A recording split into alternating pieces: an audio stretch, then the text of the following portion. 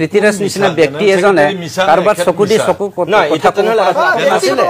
পৃথ্বীৰাজ নিচিনা ব্যক্তি হেৰেংগা ডাঙৰীয়া আপুনি ইএম হ'ব পাৰে আপুনি কিমানজন ৰাইজৰ ভোটত সমৰ্থিতভাৱে ইএম হৈছে আপুনি 15-17 হাজাৰ ভোট পাইছে মই 26 বছৰ বয়সত হয় নিৰ্বাচন হাৰা জিকা হয় মই হাৰিব পাৰোঁ কিন্তু 26 বছৰ বয়সত মই সংসদীয় নিৰ্বাচন 2024ত কোকৰাঝাৰ লোকসভাৰ পৰা এমপি ইলেকশ্যন প্ৰতিদ্বন্দ্বিতা কৰি মই প্ৰায় 35,000 ভোট লাভ কৰিছোঁ যদি চাৰ্টিফিকেট লাগে আপুনি 35,000 মানুহৰ নেতা নহয়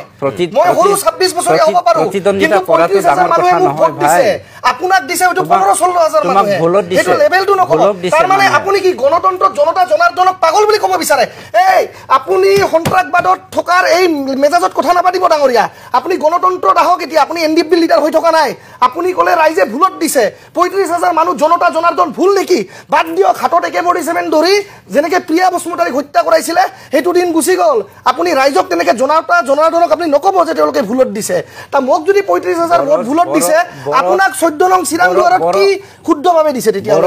প্ৰচেছটো একে হয় নিৰ্বাচনৰ পৃথ্বীৰাজ